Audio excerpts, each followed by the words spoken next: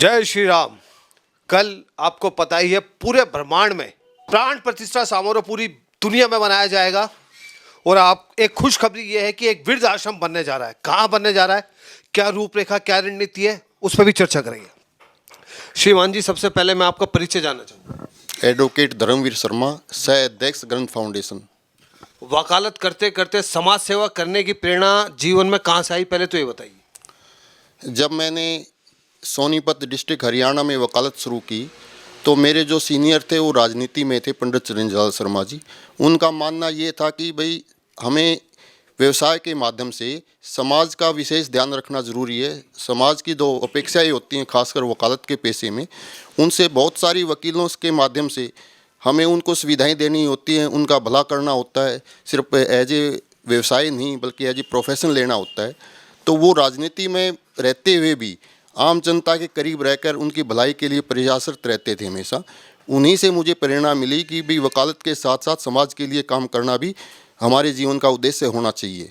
तो उसी से प्रेरणा लेते हुए हम समाज में सक्रिय हो गए और समाज के लिए काम करना शुरू कर दिया वकालत के साथ साथ। सबसे पहले तो ये बताइए, कल की क्या तैयारी कर रखी है आपने? जहाँ तक कल का सवाल है, भाई हिंदू संस्कृति जो है हमारी, वो मर्यादा पुरुषोत्तम श्री राम जी की एक जीवन शैली है और हिंदू धर्म आस्था रखने वाले लोग उसी एक जीवन शैली के आधार पर ही अपना जीवन व्यतीत करते हैं। उनके लिए एक आदर्श हैं, उनके दिखाए हुए रास्ते पर चलकर अपने आप को धन्य महसूस करते हैं। और अब हमारे लिए हिंदू धर्म में आस्था रखने वाले लोगों के लिए बड़ा ही सौभाग्यशाली कल दिन है और हमारा पूरा भारतवर्ष राममय हो चुका है। तो उसके लिए आज भी हमने भी और बाकी संस्थाओं ने भी जो श्री राम जी में आस्था रखते हैं, आज भी शोभा यात्राएं निकाली गई हैं। हमने भी शोभा यात्रा निकाली है सुबह। और 14 फरवरी को हम भी, जैसे अयोध्या जी में राम मंदिर का कल प्राण प्रतिष्ठा हो रही है श्री राम जी की, तो हम वृद्धाश्रम भी, हमारी जो ग्रंथ फाउंडेशन है वो भी वृद्धाश्रम और राम मंदिर का यहाँ जेब 3 ब्लॉक शिव विहार कलारा दिल्ली में 14 फरवरी को भूमि पूजन करने जा रहे हैं। हम उसकी तैयारियों में भी लगे हुए हैं। एक बड़ा आश्रम बनाने के लिए एक बड़ी पैसे की, मनी की ज़रूरत पड़ती है।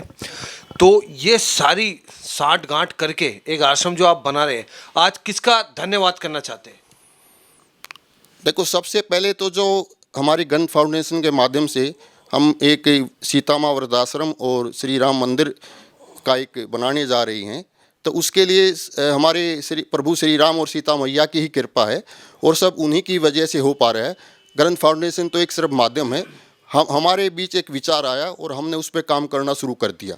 अब हमने काम शुरू कर दिया, अब तो मैं सभी से निवेदन करूंगा उसमें हमारा सहयोग दें। अब आम पब्लिक का विषय है को कितना चढ़ बढ़ कर दान देती है, उसके लिए सक्रिय होकर हम ग्रंथ फाउंडेशन के लिए, सीता माँ वृद्धाश्रम के लिए, श्री राम मंदिर के लिए काम करती है। वो संपर्क कैसे करें आपसे? उस संपर्क करने के लिए जैसे हमारा भूमि पूजन रखा गया है, उसके माध्यम से हम एक भव्य प्रोग्राम करने जा रहे हैं। उसके लोगों को इनवाइट कर रहे हैं सोशल मीडिया के माध्यम से, व्यक्तिगत परिचय के माध्यम से, और जो जो तरीके हो सकते हैं हम लोगों के संपर्क में हैं। जी श्रीमान जी, मैं पूरा परिचय आपका जानना चाहूँगा। मैं एडवोकेट विजय अग्रवाल हूँ।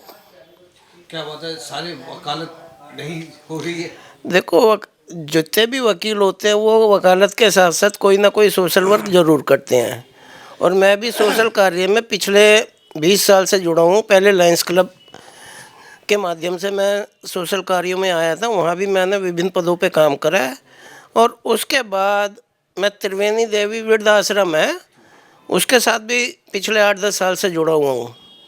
और इस संस्था से जुड़ने का भी मकसद यही है कि आज की तारीख में जो नई जनरेशन है वो अपने माता पिता का ख्याल नहीं करती या विदेश चले जाते हैं, माता पिता रह जाते हैं अकेले, हाथ पैर नहीं चलते, तो उनकी अच्छी तरह से देखभाल हो सके, उसके लिए उनके लिए एक घर की ज़रूरत है जिसे हम वृद्धाश्रम के माध्यम से पूरा करेंगे। फाउंडेशन ने क्या रूपरेखा बनाई है, क्या क्या सुविधाएं बुजुर्गों को वहाँ मिलेगी, कैसे उनका ख्याल रखा जाएगा, खान पान की, गर्मी में सर्दी में क्या व्यवस्था की जा रही है? देखो, जितने भी कमरे और हॉल बन रहे हैं सारा एसी होगा। इसमें तकरीबन 54 कमरे और 12 हॉल बनेंगे। सब फुली एसी होंगे और साथ ही इसके साथ हमने उनके स्वास्थ्य जांच के लिए एक डिस्पेंसरी का निर्माण करेंगे, इंडोर गेम का रूम का निर्माण करेंगे जिसके अंदर वो वहाँ आके अपना खेल कूद कर सकते हैं। इसके साथ एक मंदिर बन रहा है, सत्संग भवन बन रहा है और एक लाइब्रेरी बनेगी जिसमें हर तरह की सुख सुविधा का ध्यान रखा गया है। और आश्रम में आएंगे उनको बाहर जाने की ज़रूरत नहीं है। और जहाँ तक खान पान का सवाल है उसके लिए भी हम डाइटिशियन से पूछ के उनका चार्ट बनाएंगे, उसी हिसाब से डेली का मेन्यू बनेगा। अच्छा, जो दर्शक आपकी बात सुन रहे हैं और आपकी इस संस्था से जुड़ना चाहते हैं, क्या वो जुड़ सकते हैं? वो भी इसमें योगदान कर सकते हैं? हमारी संस्था में सभी लोग सहयोग कर सकते हैं, सबके लिए दरवाजे खुले हैं। और जिन लोगों को ट्रस्टी बनना हो ट्रस्टी के माध्यम से भी जुड़ सकते हैं और हमारे नंबर हर जगह डिस्प्ले हैं। जी श्रीमान जी, ये बताइए, अगर कुछ लोग आपसे जुड़ना चाहे और संपर्क करना चाहे तो कैसे कर सकते हैं? वो हमारे से मोबाइल के माध्यम से संपर्क कर सकते हैं कि हम कहाँ उनमें अवेलेबल होंगे। वो नंबर बताइए। वो नंबर है 9013541800। इसके अलावा 98-999-14595। उसके अलावा 93-50-31-855। इसके अलावा 98-110-398-51 और 98-108-83-384 एवं 987-353-50-59। ये सारे मोबाइल नंबर है जिनके माध्यम से वो जुड़ सकते हैं। नीचे दिए नंबर पे आप संपर्क कर सकते हैं। एक श्रीमान जी और हमारे साथ है। श्रीमान जी, आपका पूरा शुभ नाम क्या है? मैं सीए महावीर प्रसाद गुप्ता, रोहिणी दिल्ली में प्रैक्टिस करता हूँ मैं। ये ग्रंथ फाउंडेशन ने जो एक अलग जगाई है कि बुजुर्गों को सारी मूलभूत सुविधाएं, सारी सुविधाएं उस आश्रम में मिलेगी। आपको लगता है कि इस आश्रम की ज़रूरत है दिल्ली में, और क्यों? देखिए, आज की डेट में क्या है कि बहुत सारे यंग बच्चे हैं जो जॉब करने के लिए दिल्ली से बाहर चले जाते हैं, विदेश में चले जाते हैं, या कुछ गरीब लोग भी हैं जिनके पास कोई सहारा नहीं होता है। तो उन सभी के लिए हमने इस आश्रम में व्यवस्था करी है। जो भी ये आश्रम बनने जा रहा है, ये सभी के इसमें मूलभूत सारी सुविधाएं अवेलेबल हैं। पार्क भी होगा, इसमें लाइब्रेरी, मंदिर भी होगा, डिस्पेंसरी भी होगी और सबको पूरा पौष्टिक आहार यहाँ पर मिलेगा। और हम इसका कोई भी चार्ज जैसे हम कोई नहीं लेंगे बुजुर्गों से जो ज़रूरतमंद बुजुर्ग हैं। सबका साथ सबका विकास। बिल्कुल, सबका साथ सबका विकास यहाँ पर है। क्योंकि आज की डेट में हम देखते हैं सड़क पे बहुत सारे लोग असहाय पड़े होते हैं जिनको कोई सहारा नहीं है, सर्दी में कोई सहारा नहीं है, घर से कुछ लोग घर से बेघर हो जाते हैं। उन सब के लिए हमने एक व्यवस्था करने की सोची है। एक मेरा अहम सवाल, आज किसका धन्यवाद करना चाहते हैं इस मुकाम पर जो ये आपने बुनियाद खड़ी करी है? भूमि पूजन कब है, पहले तो ये बताइए। भूमि पूजन हमारा 14 फरवरी 2024 को वसंत पंचमी के दिन हमने रखा हुआ है। वसंत पंचमी का दिन एक शुभ दिन होता है और इसकी बुनियाद जैसे हमने लगभग 2 साल से ज़्यादा हो गए हैं, हम सीता माँ की एक रसोई चला रहे हैं जिसमें हम हर रोज़ कुछ गरीब लोगों को फ्री में खाना खिलाते हैं।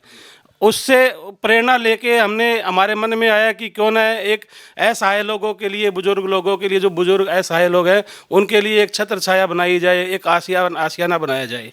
आज किसका धन्यवाद करना चाहते हैं? देखिए, सबसे पहले तो प्रभु श्री राम का धन्यवाद है, सीता माता का धन्यवाद है जिनसे हमने प्रेरणा मिली, जिनके नाम पे हमारी रसोई चल रही है और भगवान राम की कल प्राण प्रतिष्ठा हो रही है। इससे हमारे को बहुत खुशी है। हमारे भगवान श्री राम सबके आराध्य है। हिंदू धर्म जो है उन्हीं से चल रहा है, उन्हीं से प्रेरणा लेके चल रहा है। और उसके बाद हमारे प्रधान जी हैं श्री राम जी, जिन्होंने ये बीड़ा उठाया है। और उसके अलावा जो मेन प्रेरणा हमें मिल रही है,